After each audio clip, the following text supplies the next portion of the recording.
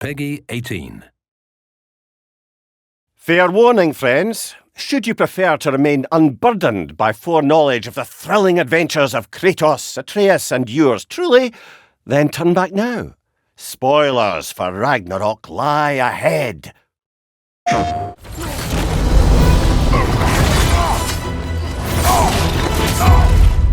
A big part of the inspiration for this scene, at least the emotional through line of the scene, is it taps into some of the fears that we have as parents.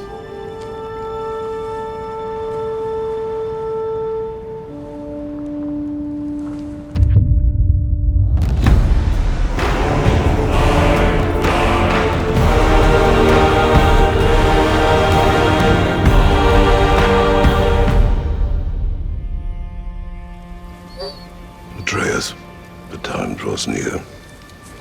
You must prepare yourself. For what? He's still eating. He wants to live. He is dying.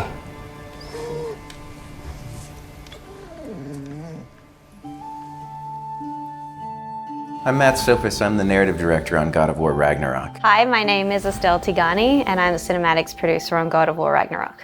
My name is Rona Velasquez. I am the animation director on God of War Ragnarok.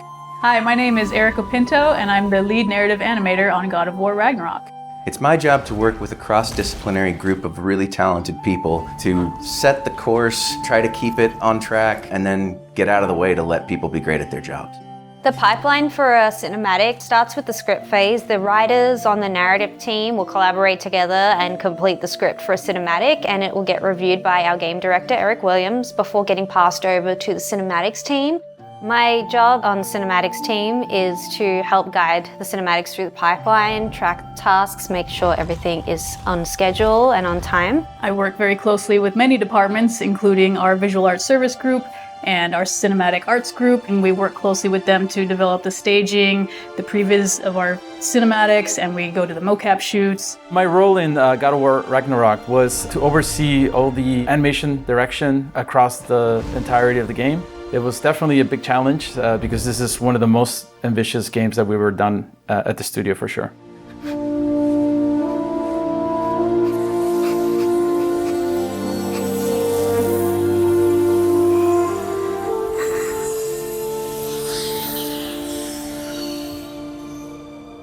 Today we're going to be taking a look at one of the cinematics in our game, one that we called Fenrir Returns. Kratos and Atreus have traveled to Helheim to fix a mistake that Atreus made while working for Odin. He ended up freeing Garm, the Hound of Hell. It led to a massive fight, and they ended up having to put Garm down.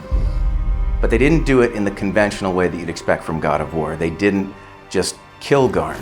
Atreus ended up using a soul that was trapped in his knife. Please work, please work, please work! I'm sorry!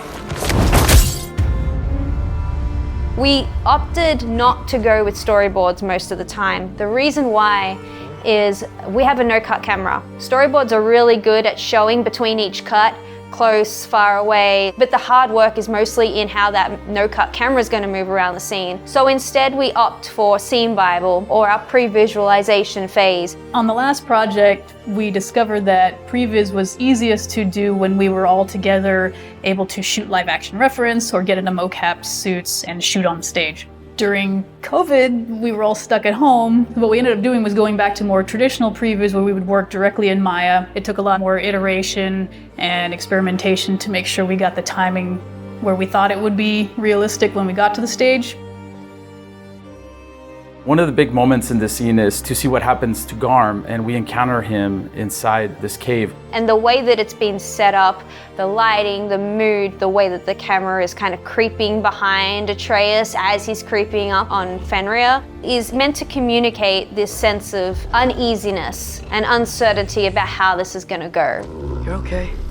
As Atreus approaches the cave, he's really hoping that the soul that Angerboda told him was in his knife was Fenrir's. He didn't know for sure. Sorry I hurt you. It's over now. I promise. So the biggest challenge for this scene was to really get the sense of that change of personality. So at first, you just finish this giant battle against Garm, and you're not quite sure if it's still a threat. This is why we chose to place him in that cave, you know, make it a little bit of like, oh, is he gonna leap out? Is he gonna attack us again? And of course, you know, Atreus kind of recognizing him and kind of knowing his own pet, he's the one that kind of figures it out first. Slowly you see that transformation, that transition into Fenrir. Fen? Are you?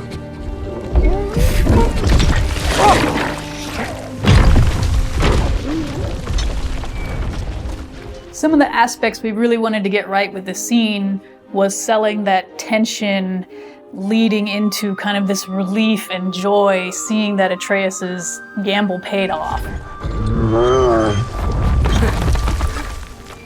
Good boy. So to bring Fenrir to life, there was a lot of research that went into it. Starting all the way back in 2018, we paid a visit to the Wolf Connection, which is a place where you can interact directly with actual wolves.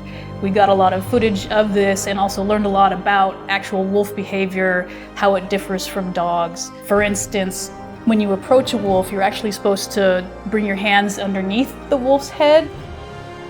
Because Fenrir was more like a pet, we ended up not actually doing the underhanded approach. Yeah. I missed you too. Didn't know if that would work. Where Atreus can tell that it's Fenrir when he comes out of the cave. This is the stretch of the scene where Kratos is realizing it himself. We did it! Working with the actors on stage, obviously we didn't have a giant 20-foot wolf. So what we had to do is we had to have the actors interact with a puppet. In this case, we actually had two puppeteers. We had someone holding a giant pad on a pole to represent kind of the scale of the dog that the actors could go up and work with. But for the camera view, we had this little virtual prop that could show on the screen the giant wolf, and then we would tilt it, and then the camera operator could see where is the giant wolf. My favorite bit of this part of the scene is, of course, Kratos just simply saying, sit. Sit. And then immediately sits down with no hesitation. Even the camera is getting into the action. You hear the audio of the big kaboom, like a little earthquake. The camera and the staging was able to really capture them as a family unit. Tilting upwards to show such a large creature, but also keeping that focus on these two characters that are having a very intimate conversation between Kratos and Atreus. And I think this is a really important moment because you've got that dog in the background that's kind of offsetting this more serious conversation. If you look, you'll see that Fenrir is just kind of like ping-ponging between them, which animals do. Leading up to this moment, Kratos and Atreus have had a lot of tension where Kratos is trying to kind of hold on to Atreus, and Atreus needs to break away and form his own identity. How is this possible? It's giant magic. For Fenrir, we actually mostly did hand keyed, which means our animators would pose the wolf and move him around all themselves. Some other research we did, we ended up shooting reference footage with dogs, and you'll see, you know, when the wolf comes and kind of crawls towards Kratos and Atreus, just trying to nail that body mechanics. And what we ended up doing, because of the different camera angles and the size of the wolf that we were going to represent in game, what we did is we ended up shooting from the camera perspective and the closeness that we needed to recreate in our scene, which presented itself as amazing reference for our animators. For me, the most exciting part was once we got the wolf data in and we started to hand key Fenrir a little bit more and you start to see his personality come forward and come to life. To me, that was a true joy. We also really wanted to lean in finding natural behaviors that dogs and wolves do when he yawns and shakes himself, just really feeling all the fur, and we want to sell that this is, you know, something that's alive and not just a bunch of polygons on the screen.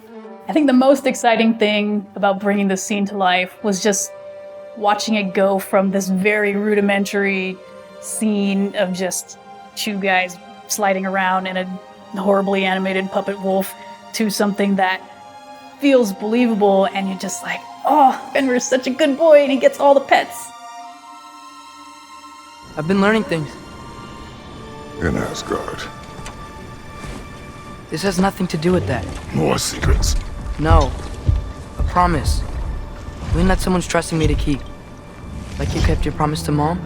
From a narrative perspective, what we wanted to achieve with this scene is to demonstrate the developing relationship between Kratos and Atreus and their building of trust towards each other. Atreus is growing up and learning to become independent and make amends when he makes mistakes. It's this wonderful little moment where Kratos realizes maybe that he doesn't have to worry so much anymore. See what I can do when you trust me?